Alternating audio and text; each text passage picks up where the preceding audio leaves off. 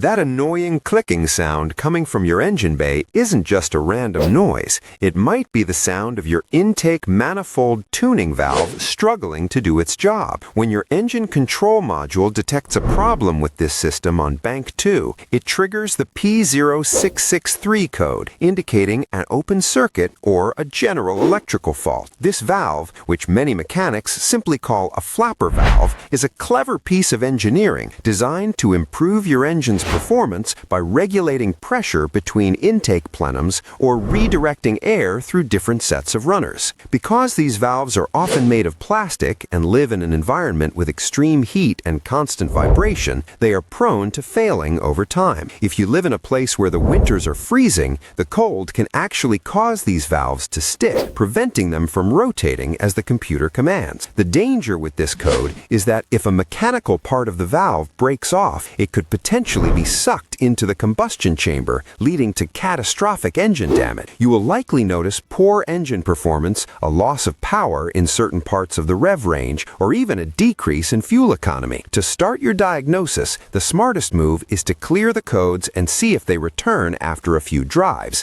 as sometimes a temporary glitch can trigger it. If it comes back, you will need to find the valve, which is often tucked away inside the intake manifold itself. Even if the valve is hidden, the electrical connector should be reachable, so give it a close look for any melted plastic or loose pins. If you have a high-end scan tool, you can actually command the valve to move and listen for that clicking sound. If it clicks but doesn't move, something is likely stuck or broken inside. Don't forget to trace the wiring harness as well, because these wires often run near high heat areas where they can become brittle and crack. While it might be tempting to put this repair off, keeping your intake system healthy ensures your engine breathes correctly and stays safe from internal debris. So checking your manufacturer's specific technical data before you start tearing things apart is always a winning strategy.